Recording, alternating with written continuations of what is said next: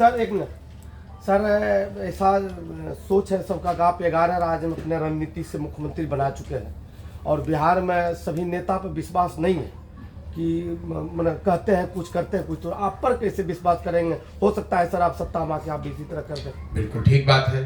तो अगर आप यहाँ पर हम खगड़िया में 20 दिन से हैं, कम से कम 100 सभाओं में हमने बात करी होगी। किसी सभा में दिखा दीजिए जहाँ हमने किसी को कहा हो कि भैया हम पर भरोसा करके हमको वोट दो, हम आप आएंगे तो तुम्हारा जीवन सुधार देंगे। हम सभा की शुरुआत ही करते हैं इस बात से कि भैया मेरी बात पर तो भरोसा करना नहीं, क्योंकि जैसे पहले के लोगों ने ठगा है, हम पर भरोसा करके हमको वोट दोगे, हम भी तुमको ठग सकते हैं। तुम खुद समझो, तुम अपने बच्चों के बारे में सोचो, तुम अपने बच्चों की चिंता करो, अपने बच्चों की भलाई के लिए वोट करो।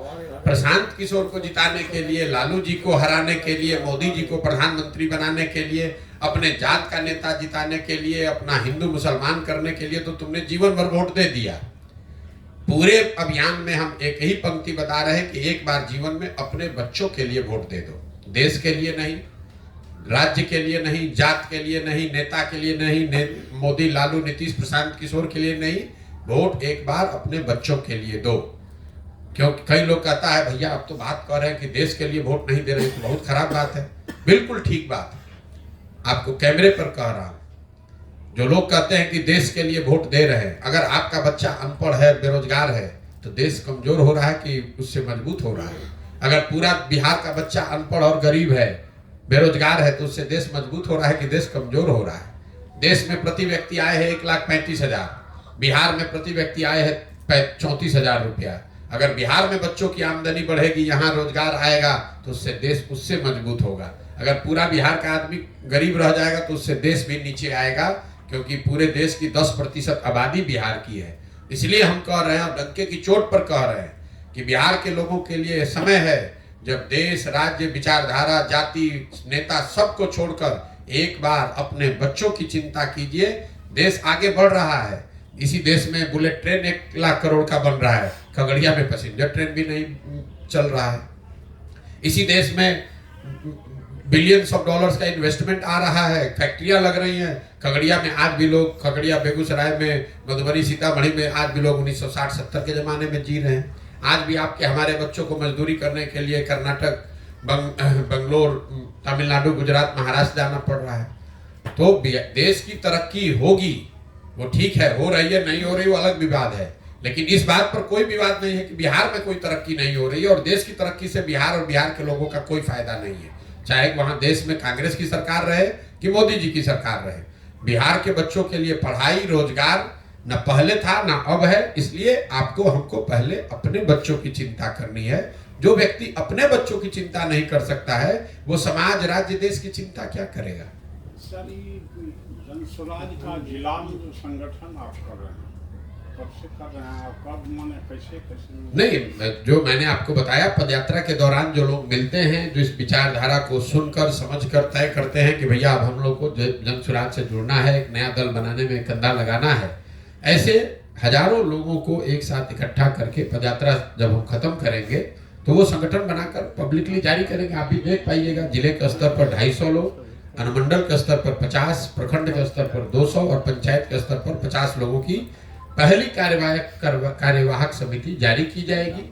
वही लोग मिलकर जन स्वराज की सोच को आगे घर घर पहुंचाने का जिम्मा लेंगे और इस चीज को आगे बढ़ाएंगे। जिस तरह से आपने कहा, क्या है सर यूथ क्लब? अभी बता तो दिया यूथ क्लब क्या है, मैंने पहले ही सारा समझाया।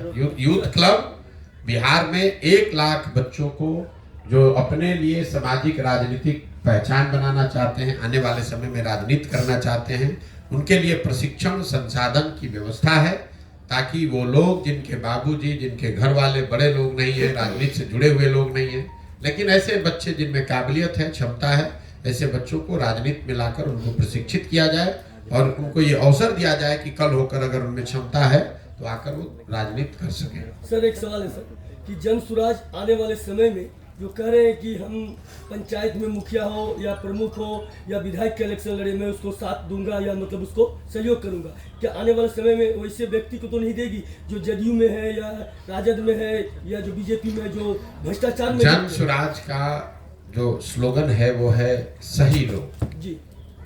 अब सही कौन है कौन नहीं है, इसके लिए कोई पैमाना कोई यंत्र हमारे पास नहीं है। सही वो है जिसको समाज सही मानता है, इसीलिए इतना लंबा समय समाज में बिता रहे हैं, गांव में जाकर पंचायतों में जाकर पता कर रहे हैं कि कौन किसको लोग अच्छा सही मानते हैं।